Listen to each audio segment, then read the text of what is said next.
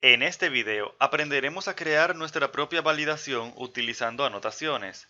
Hasta ahora hemos utilizado anotaciones como require, string length. Cuando digo anotaciones me refiero a validaciones utilizando atributos. En este video aprenderemos a crear uno personalizado, partiendo de lo que hicimos en el video anterior. En el video anterior utilizamos remote para, digamos, desde el JavaScript poder validar si el número que ingresamos en este campo era divisible entre 2. Pero como te acabo de decir, solamente funciona desde el JavaScript.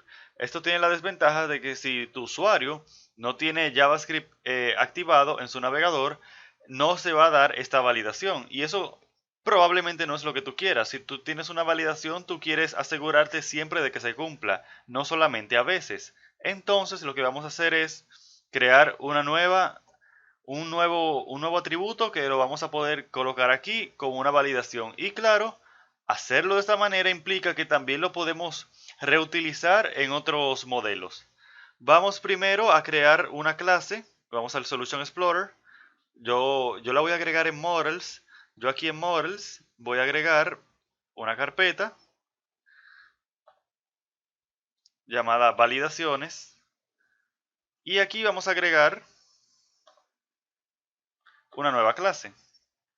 Este atributo que vamos a crear lo vamos a utilizar para validar si un número es divisible entre otro número cualquiera. Entonces yo le voy a poner divisible entre attribute.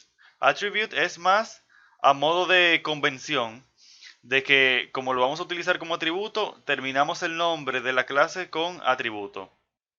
Vamos a pegar el código que ya hice y vamos a explicarlo. Vamos a traer este namespace y ya con eso tenemos nuestro atributo creado, nuestra clase creada. Básicamente para tú tener un atributo que vas a utilizar, o una clase que vas a utilizar como atributo en un modelo a modo de validación, esta debe heredar de la clase llamada validation attribute. Entonces uno lo que hace es lo siguiente, uno crea un constructor, este es el constructor de la clase. Uno puede mandarle a la clase base un mensaje por defecto de error. En este caso, uno hace un mensaje genérico. Algo así como el campo tal es inválido. Y eso está bien. Colocamos este placeholder acá para que por defecto este valor que está aquí se va a colocar el nombre del campo. Luego vemos que tenemos tantos atributos como queramos. En este caso yo solamente tengo un atributo que es el dividendo. Como te decía, yo quiero verificar si un número es divisible entre otros. O sea, si yo mando un 3 aquí como parámetro en el modelo, entonces yo voy a verificar si el número ingresado es divisible entre 3 o entre 4 o entre 5 o entre lo que yo quiera. Para nuestro ejemplo usaremos 2, pero lo hicimos de esta manera para que sea genérico y lo podamos reutilizar en otros modelos, quizás con otros dividendos. Luego, este parámetro que estamos ingresando acá, que estamos trayendo acá, lo estamos colocando en un campo para poder reutilizarlo en el método isValid. IsValid es un método que podemos sobreescribir de validation attribute, el cual retorna un validation result. Y básicamente lo que hace es validar si el valor, si validar que el valor ingresado sea, pues, valga la redundancia, válido. Lo que hacemos primero es, típicamente, y el valor, por cierto, el valor es este que está aquí, este object.value, este object value es el valor que estamos ingresando. Es un object para que sea completamente general, porque no podemos asumir si va a ser un entero, si va a ser un string, si va a ser una fecha, porque la validación no sabemos para qué es, o por lo menos en este momento no sabemos para qué es. Luego decimos, si el valor es diferente de nulo, entonces procedemos a hacer la validación. ¿Por qué hacemos esto? ¿Por qué verificar si no es nulo? Y mira, fíjate algo, si es nulo, entonces este bloque de código no se ejecuta y retornamos un validation.success, lo cual parece indicar que la validación ha sido exitosa. ¿Por qué? Pues porque ya tenemos required para definir si un valor nulo es válido o no. Entonces, para no repetir la obligatoriedad de un campo en otros atributos, uno simplemente los toma como buenos y válidos si son nulos. Repetimos, como ya require se encarga de verificar si un valor es nulo, yo simplemente lo ignoro. Si es nulo, yo digo que está bien. Que sea require que diga si hay un error. Bien.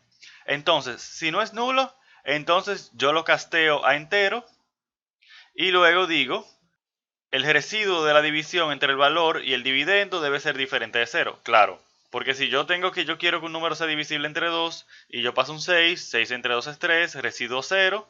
Entonces, si el residuo no es 0, entonces es porque el número no es divisible entre el número que yo ingresé aquí. Y luego utilizamos este método que sirve para este placeholder que está acá, sustituirlo con el nombre del campo. Por eso le estamos pasando el validation context.displayName. El displayName es el nombre que se supone que le debe demostrar al usuario cuando visualice el campo del modelo. Esto lo guardamos en una variable y retornamos un new validation result con este mensaje de error. Y básicamente esto es todo. Bien, y vamos a mi modelo y vamos a utilizar este atributo. Y es bastante fácil. Decimos que nuestro atributo nuestra clase es divisible entre, entonces yo escribo aquí divisible entre, presiono control punto para que me traiga el namespace, le damos clic y ya eso es todo. Ahora vamos a abrir un paréntesis y vemos que nos pide el divisor. En este caso va a ser 2. Y ya eso es todo. Ya tenemos otra manera de validar que el número que ingresamos en este campo va a ser divisible entre 2. Y vemos que por nosotros tenemos los atributos, los parámetros, mejor dicho, mensaje de error y mensaje de error localizado o por idioma, lo cual es bastante bueno. Y esto sucede simplemente porque recordamos que divisible entre atributo o entre attribute hereda de validation attribute, que es el que se encarga de proporcionar los parámetros de mensaje de error. Así que yo puedo venir aquí si yo quiero y decir el valor del nombre del campo no es divisible entre 2. Y entonces ya tenemos la validación cubierta en cliente y en el servidor. Porque si remote no lo podemos utilizar porque JavaScript no está activado en el cliente, entonces esta clase que está acá, esta validación que está acá, va a entrar en juego y va a validar. Y si no es válido, pues le retornará false y el usuario podrá ver que el número ingresado en ese campo no es divisible entre 2. Vamos a presionar control F5 y vamos a ejecutar la aplicación y probar que realmente esto funciona. Aquí estamos en el formulario y vamos a probar este campo que está acá. Vamos a decir 5. Vemos que si le damos a create, nos devuelve que el valor de número divisible entre 2 no es divisible entre 2, pues. Y con eso hemos hemos demostrado cómo podemos crear nuestra propia validación creando una clase que hereda de validation attribute. Es importante que si tienes este tipo de lógica, la de divisible entre 2 o divisible entre, es bueno que también lo complementemos con remote, para que así, si el usuario tiene JavaScript y claro, tú estás utilizando jQuery Validation o alguna otra librería de validación en el cliente, la experiencia de usuario sea mejor porque así, desde el cliente, sin tener que ir al servidor, el usuario va a saber que el valor que ha ingresado en el campo no es correcto.